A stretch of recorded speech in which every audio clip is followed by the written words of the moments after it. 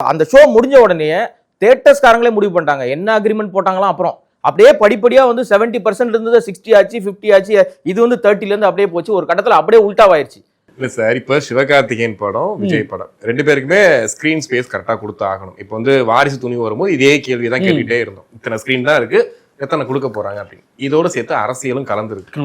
இவங்க ரிலீஸும் சரி, இவங்க ரிலீஸும் சரி, என்ன பண்ண போறாங்கன்னு கேட்கறேன். ஒன்னும் நடக்குது. என்ன பண்ண போறாங்கன்னா கண்டிப்பா இது 9th அன்னைக்கு ஒரு நாள் அட்வான்டேஜ் இருக்கு. அன்னைக்கு ஆல்மோஸ்ட் எல்லா ஸ்கிரீன்ஸுமே ப்ளே பண்ணிடுவோம். ஜனநாயகனை 10th இருந்து பராசக்தி வருது.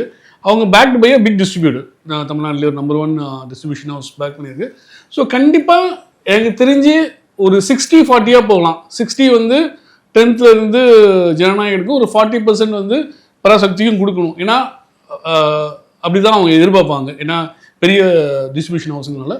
அதுக்கப்புறம் படம் எப்படி இருக்குன்னு பார்த்துட்டு முன்ன பின்ன மல்டிப்ளெக்ஸ் வந்து அவங்க ஸ்க்ரீன்ஸ் அட்ஜஸ்ட் பண்ணிக்கலாம், ஷோஸ் அட்ஜஸ்ட் பண்ணிக்கலாம். பட் கண்டிப்பாக அவங்க வந்து முடிஞ்ச வரைக்கும் சில சமயம் ஈவன் க்ளோஸர் கூட கேட்கலாம். ஏன்னா டேர்ம்ஸ் வந்து இவங்க வந்து என்ன பண்ண போறாங்கன்னா கொஞ்சம் பெட்டரா கொடுக்க போறாங்கன்னு நினைக்கிறேன். பராசக்திக்கு அட்ராக்டிவா இவங்க வந்து ஏதோ 80-20 அந்த மாதிரி போயிட்டு இருக்குன்னு நினைக்கிறேன். அதாவது பெரிய வேலை கொடுத்து வாங்கிருக்காங்க. டிஸ்ட்ரிபியூஷன் இதுல இன்னொரு ஃபேக்டும் இருக்கு. என்ன ஃபேக்ட்னா, ப்ரீவியஸ்லயே ஒரு ஃபேக்ட் உள்ளுக்குள்ள ஒளிஞ்சிருக்கு. இதே மாதிரி தான் பீஸ்ட் வரும்போது கேஜிஎஃப்னு வந்துச்சு. பீஸ்ட்டுக்கு தான் ஆல்மோஸ்ட் 70% ஆஃப் தியேட்டர்ஸ் வந்து கொடுத்தாங்க. அது கன்னட படம்ப்பா, அங்கேருந்து வருது, நமக்கு அது வந்து சரியா இருக்காது அப்படின்ற மாதிரி அவங்க 30% தான் கொடுத்தாங்க. ஒரே ஷோ தான், மார்னிங் 9 o'clock வந்துச்சு.